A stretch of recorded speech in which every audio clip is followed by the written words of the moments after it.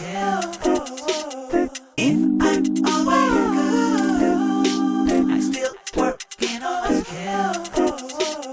If I'm away good, I still working on my skills. If I'm away good, I still working on my skills.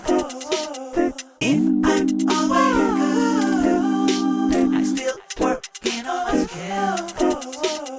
If I'm away good, I still working on my skills. I'm William Wagner, I'm Jacob Riffle, and this is the LC Experience with... Mr. D, Dr. D, don't call me late for dinner, D.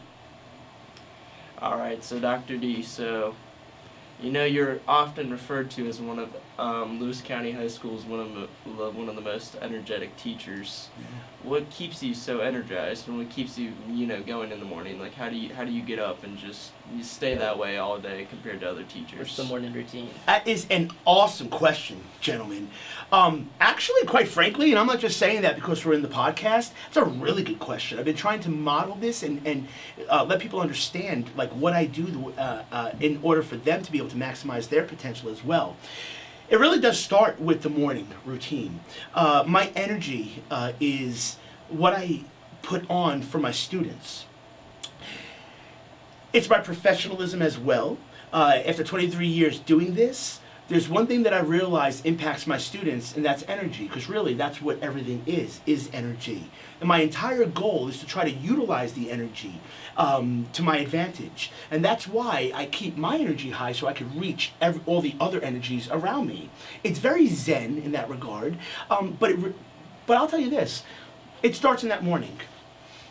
And I'll tell you the truth. I have mantras in the morning. I will say it will be a great day many times. I practice this and I will tell you how I do it. I will say 3 times, it's going to be a great day, it's going to be a great day, it's going to be a great day. I'll do that 3 times. So in essence, it's 9 times I'm saying that. That starts out my mindset in a positive mindset. I do this every day for years, so I want you to realize this really is how I start my mornings. And I'll do that, believe it or not, the moment I open my eyes. So I may open my eyes, and I try not to go and check the device, right? Because that's going to take me away from the organic reality that I'm living in. So I start out by saying it's going to be a great day. There's, for many individuals, faith plays into their day as well, spirituality. So if prayer works for somebody, for those who may be atheist or agnostic, if it's not prayer, it could be mantras. But that positive thought process is what starts my day out. Then, very lucky to have Miss D, who assists me in getting my lunch together, as I'm running around in the morning just getting my clothing ready and all that good stuff. Miss D makes sure my lunch pail is ready. That's how I start my day out, quite frankly, Jacob and William. I started with a mantra and the mindset that this is going to be a wonderful day. And that carries into the building. So when I get into the building, I have many people relying on me. And that takes a lot of energy. I know when I was in school, I seen teachers that were tired, and I get tired as well. But I never want to look as though I'm tired, because I know I'm always being measured.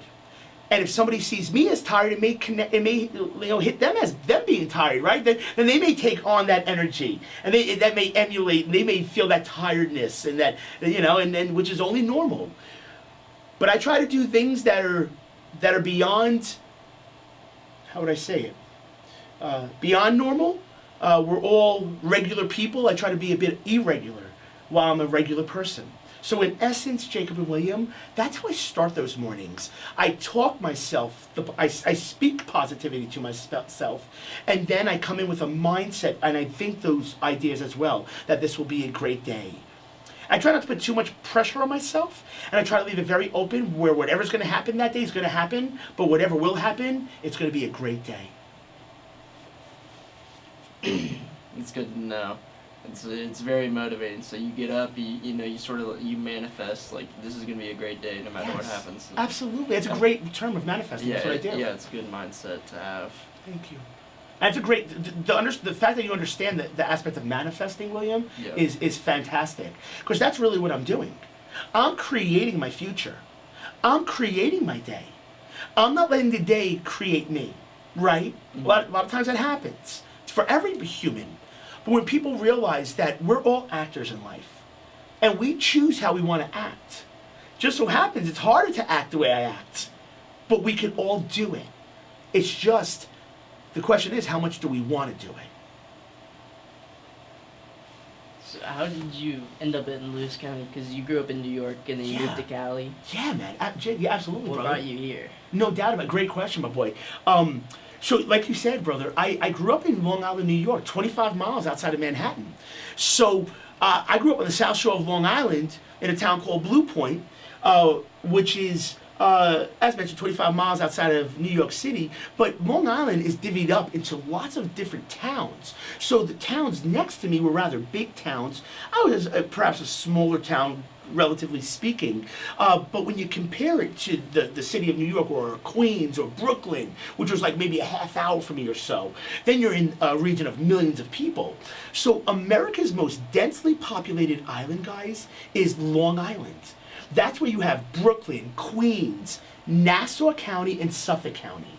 Suffolk County is where the Hamptons are, right? So you have all the big money on the eastern end of the island. To the west of the island is New York City. You got some big money with Wall Street. In the middle, a lot of working class people, okay? That's where I grew up. I grew up working class, working poor. My pops is still kicking carpets, 70s. My hero right there in my family. And that's where I get my work ethic from, everybody. I grew up watching my dad go to work 5 a.m., 6 a.m., go to the warehouses, cut up carpets. And I would work with my pops doing this, which is why I understood how hard my family worked to provide for 4 children. I'm the oldest of 4. So that's where I start in New York. 2010, April 1st. Give you old Jeopardy question. What's April 1st, everybody? April Fool's Day, you know what? Could have been a real bad day for me, April Fool's Day. It was the day that Miss D and myself, she was my girlfriend at the time, now she's my wife, we decided to drive across America to California, like Jacob just said, and we're going to Cali. I want you all to know I had no place to live. I had $500 in my wallet. Literally, I had nothing. But I had a dream, and I did have 2 degrees under my belt, a bachelor's degree, a master's degree, and nearly a decade of teaching experience in New York City. So I could fall back on my skill set and my degrees. But we didn't know anybody in California. You know, we went out to visit one time about 3.5 weeks prior, me and Miss D, went out to the San Francisco Bay Area, ended up driving down to Santa Cruz, ended up meeting some guys, ended up hanging out with them at the surf shop on the ocean in Davenport, California, which is Santa Cruz. It's a little town in Santa Cruz. And we're watching whales jump out of the ocean, dolphins jump out of the ocean. I'm like, why am I going back to New York when it's like crazy town over there? I want to stay right here. So 3.5 weeks later, we literally jump in our Jeep Wrangler, my Jeep Wrangler at the time, and we drive across America. That was April 1st. We got there about April 7th. Long story, ended up renting a bedroom in a modular, in a trailer. Did that for about 6 months, got on my feet, got a job teaching at a college, teaching 1 class. I was going to get $400 a month, and it was enough for me to pay the rent. And there's a lot of different aspects of the story in between there. I want to expedite a bit. And that set me on a career of being a professor in California for nearly 13 years. Very revered, and I still lecture at one of the colleges in Monterey County. Online now, obviously. So what brought me to West Virginia is the focus of this question. We saw California change in a multitude of ways. I'll say one of the biggest ways it changed was politically, in terms of the way policies were being implemented and how that impacted the public, just for sake of economics. Let's say San Francisco, the poverty line right now, and I just did this with a class, my civics class upstairs just before we started this podcast, and we may have done it with your contemporary studies class, Probably. William and Jacob. Yeah, But if I ask you what the poverty line of San Francisco is, how much money do you have to make in order to be considered in poverty? I just did this with the students upstairs. Estimated about $104,000. I just looked at something that said 109,000, 2025, but I know last year was 104,000. So if you're making about $103,000, you're considered in poverty in San Francisco. I lived in the wealthiest town in America called Atherton. This happened by accident too, everybody. I wasn't trying to do this. One thing led to another, trying to find a rental. And the home I lived in was a man who created the original technologies of the first electric car in the 1960s, 70s. He was in a bunch of magazines. So, fast forward after 13 years, policies are enacted in California that are changing the landscape of the state that I was there for, that I lived in for nearly 13 years. So Miss D and myself were looking around on a map. My family now lives in Pennsylvania. My parents moved to PA from New York. I have a brother who moved from New York to Tennessee, Johnson City.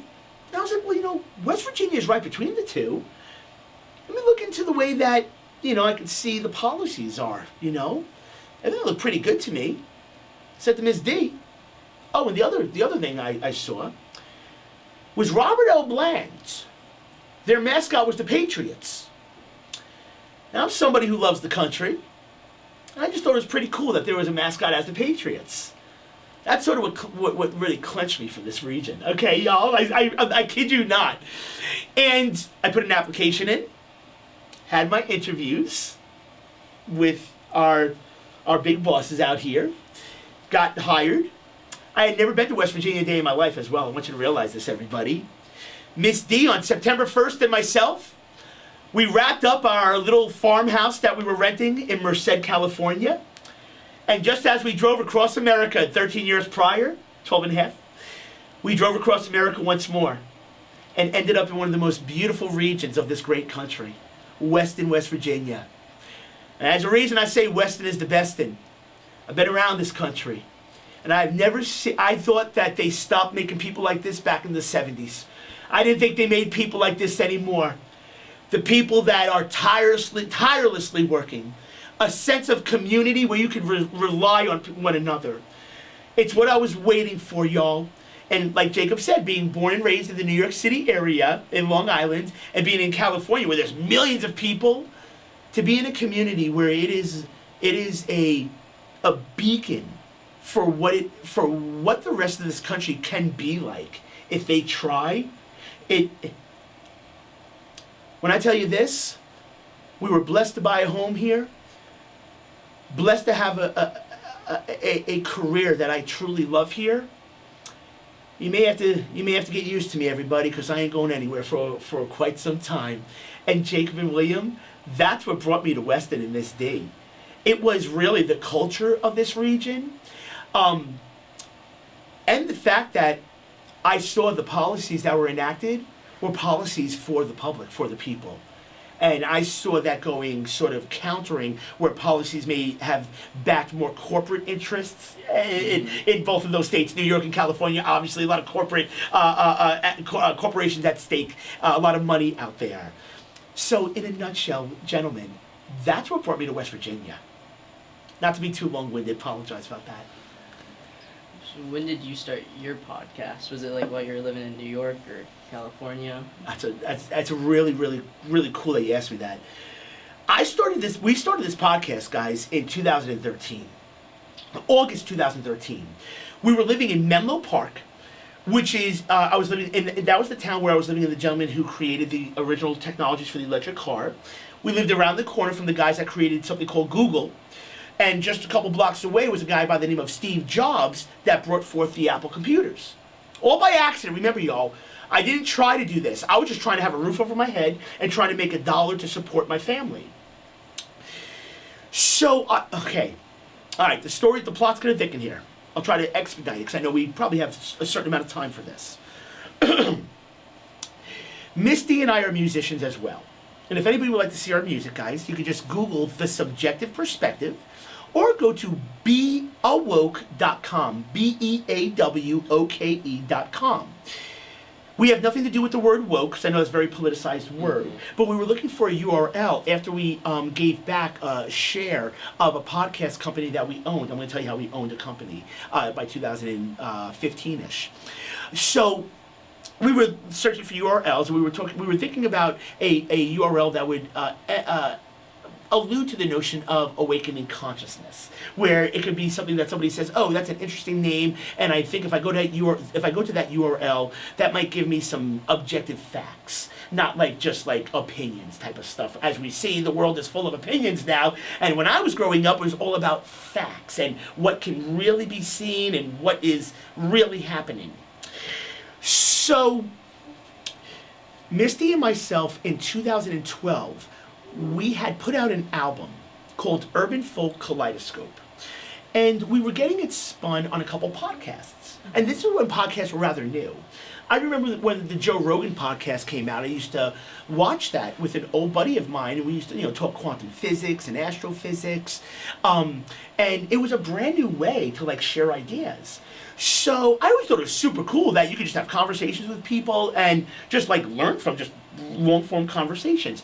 There was always TV shows prior to that on mainstream networks, but nothing as loose and open as the podcast we saw with the Joe Rogan podcast early on. So there was a podcast in Brooklyn, New York called The Bud and Roach Show. There were two characters, two friends of mine, Alex Montanez, his character was Roach, and Alonzo Taylor, his character was Bud.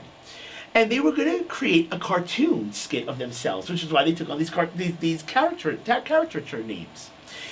So we had our music being spun on their radio show, The Bud and Roach Show. Their audience heard me talk one time because they asked me to call in and talk about the song. The song was called Real Romance, a song that we had spun for a bit. And the audience liked what I had to say. And they called the studio and they're like, "Can you have that guy call back?" So I called back a couple times over the next couple weeks.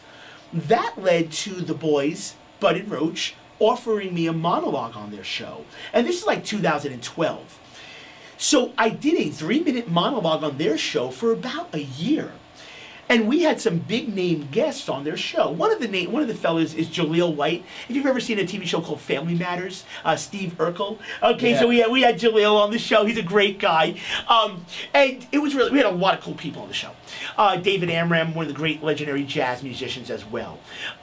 So after the monologue spurt for about a year, they asked me if I would like to have my own show.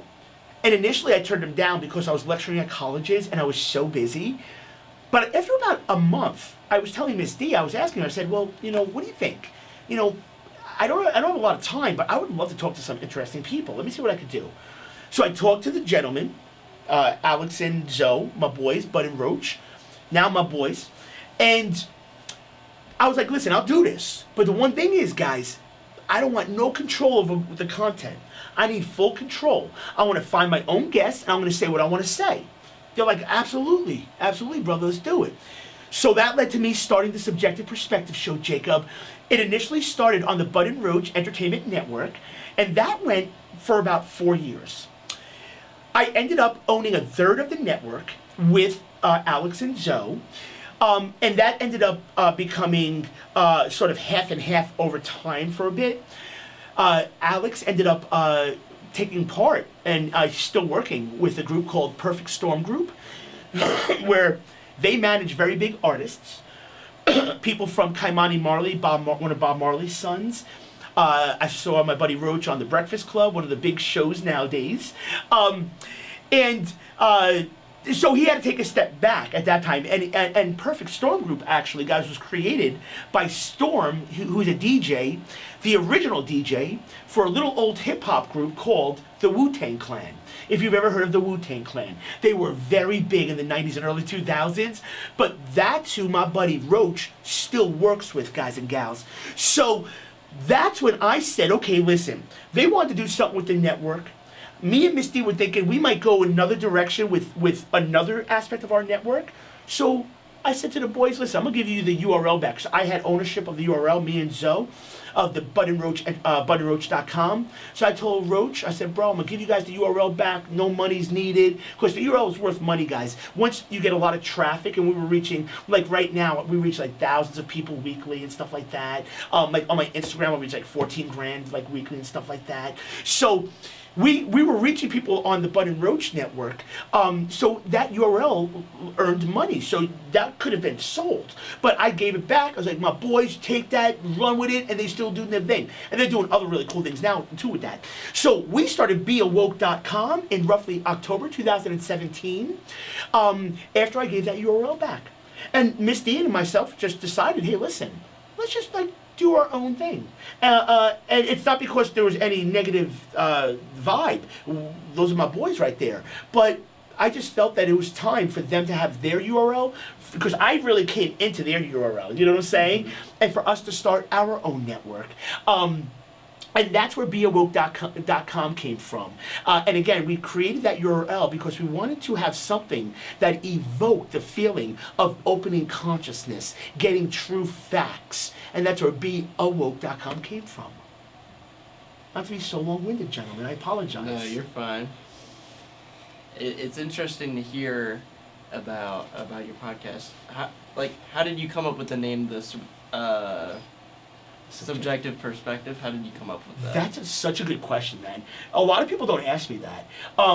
Some people say it's a cool name, and I get a lot of like comments on like videos or whatever it is, and people they'll leave stuff on the social medias, and they'll say it's a really cool name, man. You know, you want to know how it happened? The first university that I was working on my PhD, so I went to 2 universities. I ended up earning a doctorate of education from the University of New England in Bedford, Maine. The first university, though, I was working on a separate degree, a PhD in human services. So I was living in Prunedale, California, a very country region, a very beautiful region, about 10 minutes from the ocean, but very country. And I was doing a discussion question for a college class. And I had a textbook open next to me. I think it was to my right. I swear to you, everybody. And I was working on a discussion question. I'm thinking about like my classwork, and for some reason, the book's next to me, William and Jacob, and it's popping up as I'm holding this book. I see something, the subjective perspective. And it was a sentence, it was part of a sentence. Mm-hmm. So in human services deals with human psychology and community service and how you can assist people in sociology, how you can help people in the realm of, in any aspect. It could be grief and bereavement, it could be confidence building, it could be anything, life coaching. So whatever I was reading said something about this subjective perspective, and I believe it was about taking on a perspective that is more subjective for whatever the context was. But I saw that, and it spoke to me. I said to Ms. D, that's it. And that was my ring hitting the desk. I'm sorry, everybody. I said, that's it. That's going to be the name of our music duo. The Subjective Perspective. Because our music is emotional from the heart. See, if it was the objective perspective, you'd have no emotion involved, right? It would be total, just empirical, and just like, dot, dot, dot, dot, right? This is that, this is that. But when it's subjective, that's when you go into the intricacies of everything. That's when you explore human psychology. You may explore religion in a podcast, as I do with people. You may explore politics in a podcast, as I do with people. And that's why I chose it, William and Jacob. The subjective perspective. That's why we are that. But how we got that was because that textbook I was reading. That's really, it's interesting, man. I'm thinking about it as well. I don't think I've ever been asked that. And I've talked since 2013 on podcasts, and nobody's ever asked me that. Great question there, gentlemen. So what's it like filming like a podcast in person versus like online? Like, yeah, man. That's a really good question too. If you guys go to our URL, www.beawoke.com, you can find past podcasts where we used to have a studio in Santa Cruz. So we used to rent out a space monthly where we would have people come in live, guys, and we would do face-to-face.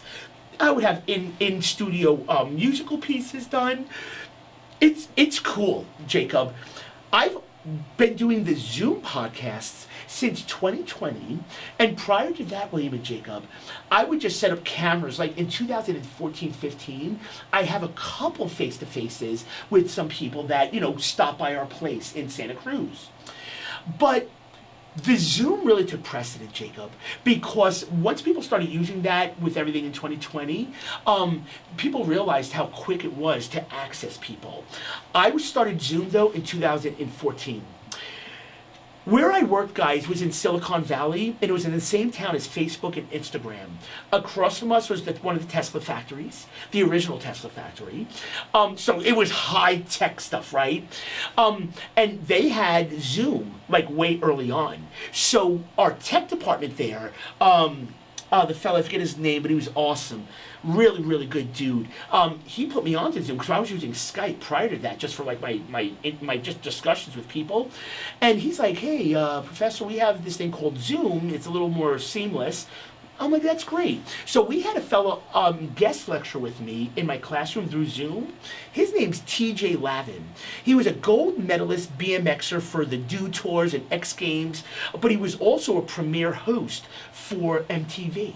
He hosted something called The Challenge, and still does. It was on CBS, actually, like 2 years ago or so. It went prime time, but that was through Zoom. That was the first time I ever used Zoom, Jacob. But, like, when you talk about the differences between face-to-face and Zoom, it's interesting.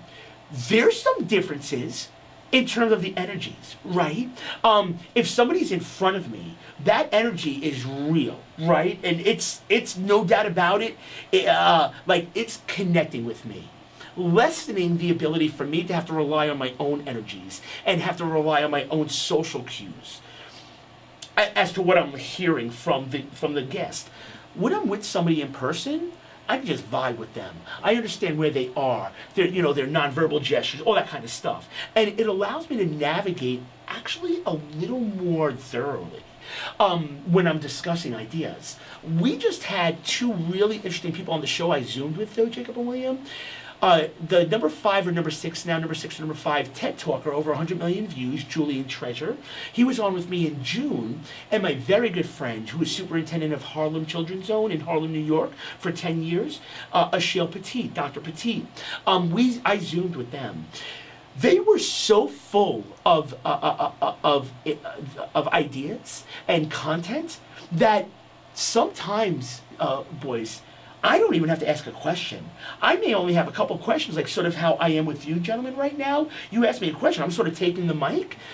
People that are practiced in public speaking enjoy the process. And we have a lot to say, as you're seeing. So just imagine, TED Talk, Julian Treasure, that was the second time he was on our show. We had a whole lot to say. I asked a couple really good questions. He took the mic and ran with it. The same for Dr. Petit. Of course, we were friends and we worked with each other in 06 and 07 in Harlem, 2 blocks from the Apollo Theater, one of the great primetime shows at night where they would have like competitive singers and all that fun stuff. Not on anymore. I think that sort of went away by the 90s. But that's probably one of the biggest differences, gentlemen. It's the way that I'm able to read the guests that I have. And both work very well. Preference, if I had to prefer, I think face-to-face, if I have the opportunity. Yeah. Though Zoom is just very close second. Yeah, because you could reach more people. Absolutely, Jacob. And the dynamic becomes so much more real for the audience. They're seeing 2 people in a room or 3 people like us, with our cameraman and with our video man, obviously. And that's something that the audience can relate to. But when you do it right with Zoom, you can make it where it feels seamless and it can feel like you're in the same room as well. It's a great question. A myriad of phenomenal questions. Thank you for this, gentlemen. And I know that there was a time frame we had, so please know. Yeah. I could take this as long or as short as we need. Yeah, we probably do need to wrap up. I'm not sure how much time is left, but Hard. just to end it off on a good note as well. Yes, sir, absolutely. And we're getting the time check right back there. Is that how much time we have back? We have about 10 on us? Oh, that's cool. I got All 10 right. of me, no doubt. Want me to go, Yeah, give me something Yeah, else. sure. We can. Can I ask you one more question? Why do you drink so much bubbly? Great question, brothers. What's the bubbly budget? Yeah, the bubbly budget, bro! Yo, living this bubbly budget up in this thing, bro. There's a reason. And I know I probably have about 9 minutes on our card, so I'm going to really make this nice for us, guys.